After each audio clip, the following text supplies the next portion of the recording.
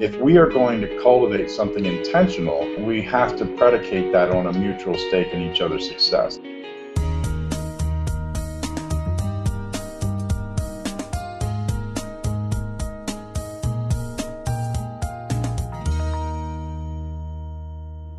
Welcome to a discussion. We're going to talk about community and the interaction of human beings, biology, physics, and all that good stuff. And I'm joined by a good friend of mine, Joe Carter.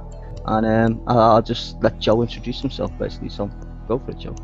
Hi, I'm Joe Carter, and I'm a student of the School of Life. There you go, short and sweet, as you do. How would you see biology on a small scale or the macro scale? I like to see it as a language. I mean, the single cellular organisms and collections of organisms, they talk to each other. Plants talk, and it's all about trying to maintain and develop their integrity and themselves to their fullest potential. So all that to say, every living thing depends on community. It depends on a nourishing relationship boundaries. And that's what they attempt to do. And I think that to the degree that we do that, we end up fulfilled. And to the degree that we violate that, we end up frustrated.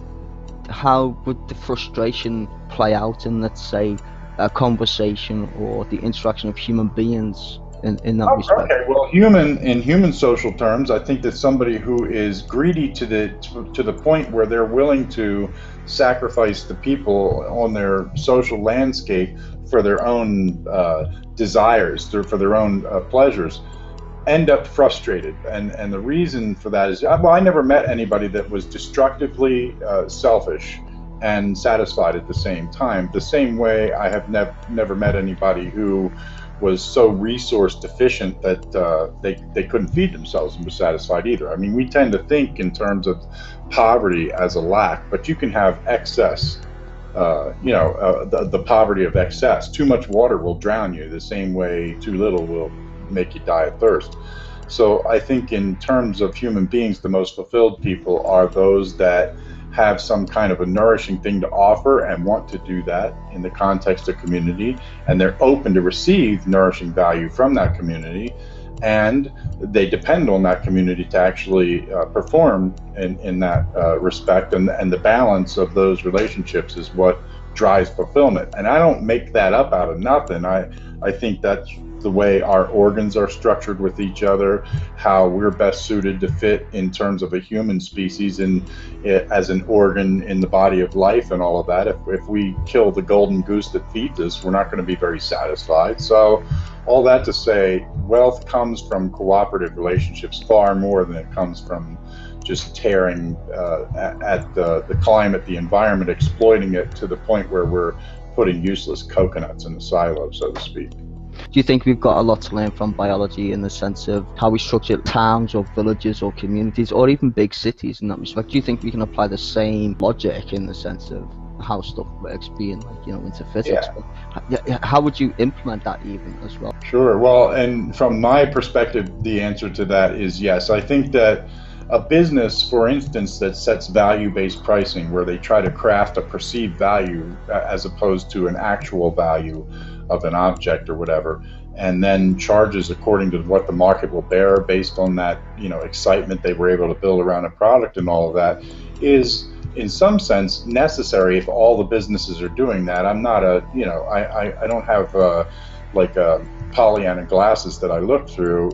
You have to survive in the context of a marketplace, but I think that there is a parasitic and predatory sense to the fact that kind of thing happens in the market, and it sort of forces the game into this competitive bias that ultimately creates poverty, because we then begin to define our relationships by how much we're getting from each other instead of how much we can give to each other.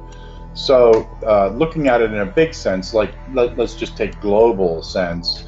If you were to look at there are approximately 21,000 kids that are going to die today from malnutrition and related illnesses and whatnot, and just flat out starvation. Not because we can't feed them, but because we don't. And I'm talking about us collectively, and I'm not trying to oversimplify the problem. Just saying that ultimately our values are such that we create poverty, and this is how.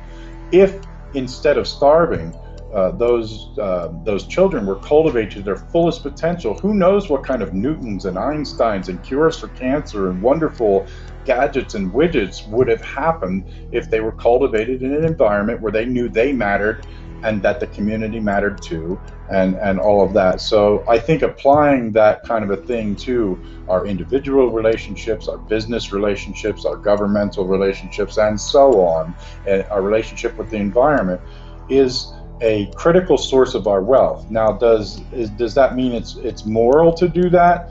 I don't know. I don't think of things in terms of good or bad, but I think that is the best shot that we have for the greatest piece of fulfillment that is within our grasp. We can't maybe stop the sun from exploding, but there's certainly an opportunity to make the world a better place, and I think that's our wiggle room right there.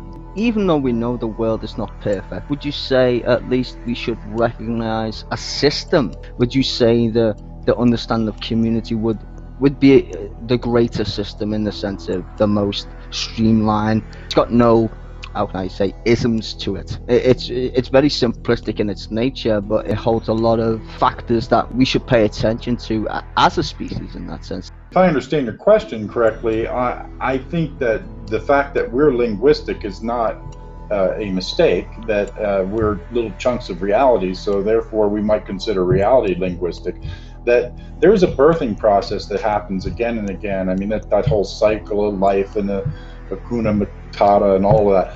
Well, there is, in birthing, we may have our cognitive faculties in preparation, in some sense, to be able to birth out of our solar system when the time comes. That might be the reason. I don't know. I do know that there is, it appears, fundamental forces and elements that come together to produce more and more coherency, more and more significance, more and more meaning in terms of the things that come together, from quarks that make atoms to, and those first atoms that made the first generation stars, which then blew up and birthed, higher elements, which then came together to make second generation stars like our own. And some of those planets that circle those, orbit them, are in the Goldilocks zone. And to our knowledge, a little bit of Goldilocks goes a long way in terms of cultivating an even greater coherency in the form of biology. And ultimately that conspired to create more order, and here we are. So all that to say, we may be the mechanism by which the cosmos is going to bring increasing coherent expressions, further out. I also think that it is quite possible that if we don't get our pants on straight, that we could use technology to sort of end ourselves. So all that to say, I don't know whether it's a given or not. My guess is that we're not the only neighborhood in the cosmos where this stuff is happening, and that we may just be a leg of the journey. Are we ignoring the nature of the universe, you think, in our maybe ignorance? I think possibly that the bottom line is we have a very delicate balanced system that requires a multi-directional nourishment. Every organ in our body has to nourish every other organ and all of that. To me, that's a statement. Whether or not it's, whether or not we embrace that and attempt to align all of our behaviors around that principle stated through the cosmos about what fulfills us or not, I think is a choice. Whether or not we're good and evil for, making that choice or not, I'm not qualified to judge anybody. But whether or not it makes us more or less satisfied is pretty empirical. So I think there is something calling us to the fact that if we have a vested interest in each other's success, that we're going to have a better world.